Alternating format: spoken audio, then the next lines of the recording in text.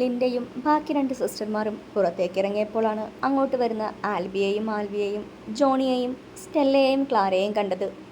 Linda പരിഭ്രമത്തോടെ പെട്ടെന്ന് അവിടുന്ന് പോകാൻ തുടങ്ങി. ഒന്നവിടെ നിന്നേ. ക്ലാരയുടെ വിളി കേട്ട് ലിൻഡ പതിയെ തിരിഞ്ഞു നോക്കി. നീ ക്രിസ്റ്റിയുടെ കാല് പിടിച്ച് മാപ്പൊക്കെ പറഞ്ഞെന്ന് കേട്ടല്ലോ, എന്നിട്ട് എന്തായി?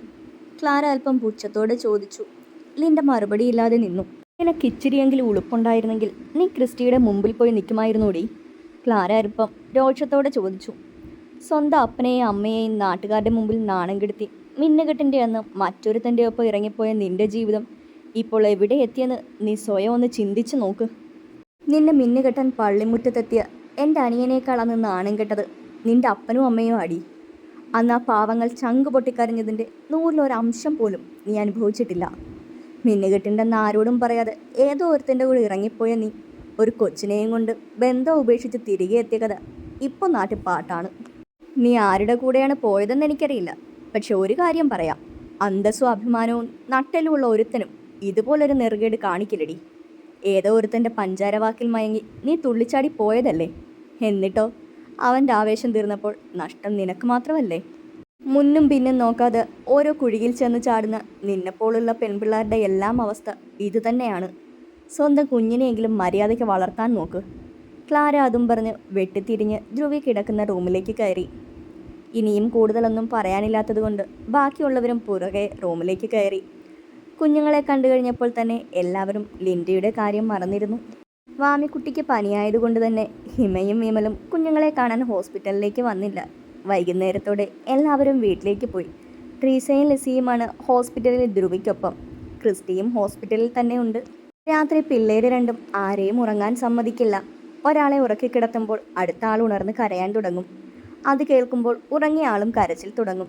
ട്രീസയും ലിസിയും രാത്രി മുഴുവൻ രണ്ടുപേരെയും എടുത്തുകൊണ്ട് നടപ്പാണ്. രാത്രിയിലെ ക്ഷീണം മുഴുവൻ രണ്ടുപേരും പകൽ ഉറങ്ങിയാണ് തീർക്കുന്നത്. പാല് കുടിക്കാൻ പോലും ഉണരില്ല. 3 ദിവസത്തെ ഹോസ്പിറ്റൽ വാസം കഴിഞ്ഞ് ഇന്നാണ് ധ്രുവിയെയും കുഞ്ഞുങ്ങളെയും വീട്ടിലേക്ക് കൊണ്ടുപോകുന്നത്. കുരിയച്ചനും മാത്യൂസും കറിയാച്ചനും ത്രേസ്യാമ്മച്ചിയും ഹോസ്പിറ്റലിലേക്ക് വന്നിട്ടുണ്ട്. അല്ല കറിയാച്ച, ധ്രുവിമോളെയും പിള്ളേരെയും മറ്റത്തിലേക്ക് കൊണ്ടുപോകുമല്ലേ? ബാഗിലേക്ക് ധ്രുവിയുടെയും കുഞ്ഞുങ്ങളുടെയും സാധനങ്ങൾ എടുത്തു വയ്ക്കുന്ന ക്രിസ്റ്റിയെ ഒന്ന് പാളി നോക്കിക്കൊണ്ട് കുരിയച്ചൻ ചോദിച്ചു. ക്രിസ്റ്റി കുരിയച്ചനെ നോക്കി പല്ല് കടിക്കുന്നുണ്ട്. ഞാനിവരെയും കൊണ്ട് വീട്ടിലോട്ട് പോയിട്ട് വേണം. ഈ ചെക്കൻ രാത്രി മതിൽ ചാടേണ്ടി വരും.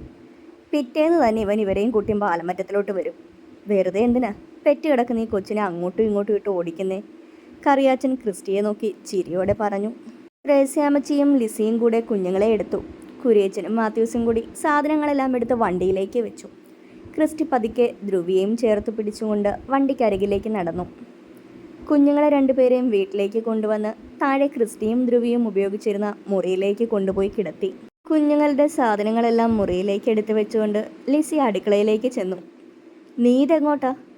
ധ്രുവിയും കുഞ്ഞുങ്ങളുമുള്ള മുറിയിലേക്ക് കയറാനൊരുങ്ങിയ ക്രിസ്റ്റിയെ കണ്ടു ട്രീസ ചോദിച്ചു. ഞാൻ കുഞ്ഞുങ്ങളെ കാണാൻ. ഇനി പഴയതുപോലെ ആ മുറിയിലോട്ടൊന്ന് കയറുവൊന്നും വേണ്ട, ഇവിടെ പുറത്തിരുന്നാൽ മതി. കുഞ്ഞുങ്ങളെയൊക്കെ ഇങ്ങോട്ട് കൊണ്ട് കാണിച്ചു തരാം, ക്രിസ്റ്റി പറഞ്ഞതും ട്രീസ അവനോട് പറഞ്ഞു. അതെന്നാത്തിന്? എൻ്റെ മക്കളെ ഞാൻ പോയി കണ്ടോളാം. അതൊന്നും പറ്റില്ല ക്രിസ്റ്റി. പെറ്റ് കിടക്കുന്ന പെണ്ണിൻ്റെ അടുത്തേക്ക് നീ പോയിക്കൂടാ. ഞാനവളെ പിടിച്ച് തിന്നാനൊന്നും പോകുന്നില്ല. ട്രീസ പറയുന്നത് കേട്ട് ക്രിസ്റ്റി അല്പം ദേഷ്യത്തിൽ പറഞ്ഞു. ക്രിസ്റ്റി, ശബ്ദം കുറയ്ക്ക്. പഴയതുപോലെയല്ല, കുഞ്ഞുങ്ങൾ ഉറങ്ങുക. ആ ബോധം കൂടെ വേണം. ക്രിസ്റ്റിയുടെ ശബ്ദം കേട്ട് അടുക്കളയിൽ നിന്ന് വന്നുകൊണ്ട് ലിസി പറഞ്ഞു. എന്നതാടാ ഇവിടെ ബഹളം? പുറത്തുനിന്ന് കുരിയച്ചൻ അകത്തേക്ക് കയറി വന്നുകൊണ്ട് ചോദിച്ചു. ട്രീസ നടന്ന കാര്യങ്ങൾ പറഞ്ഞു കൊടുത്തു. എന്തോ നട ഇത്? ഈ കാര്യത്തിനൊക്കെ നീ ഇങ്ങനെ ദേഷ്യപ്പെട്ടാലോ? കുരിയച്ചൻ അല്പം മയത്തിൽ ക്രിസ്റ്റിയോട് പറഞ്ഞു. പിന്നെ എൻ്റെ ഭാര്യ പ്രസവിച്ച് കിടക്കുവാണെന്ന് പറഞ്ഞ് ഞാൻ അവളെ കാണാൻ പാടില്ലെന്ന് പറയുന്നത് എവിടുത്തെ ന്യായമാണ്? നിങ്ങളൊക്കെ ഇത് ഏത് നൂറ്റാണ്ടിലാണ് ജീവിക്കുന്നത്? എല്ലാവരോടും കൂടെ ഞാനൊരു കാര്യം പറഞ്ഞേക്കാം. ഞാൻ എനിക്കിഷ്ടമുള്ളപ്പോൾ എൻ്റെ ഭാര്യയും മക്കളെയും കയറി കാണും. ആരും തടസ്സം പറഞ്ഞ് എൻ്റെ അടുത്തേക്ക് വന്നേക്കരുത്. ക്രിസ്റ്റി അല്പം ദേഷ്യത്തോടെ പറഞ്ഞുകൊണ്ട് ധ്രുവി കിടക്കുന്ന റൂമിലേക്ക് പോയി.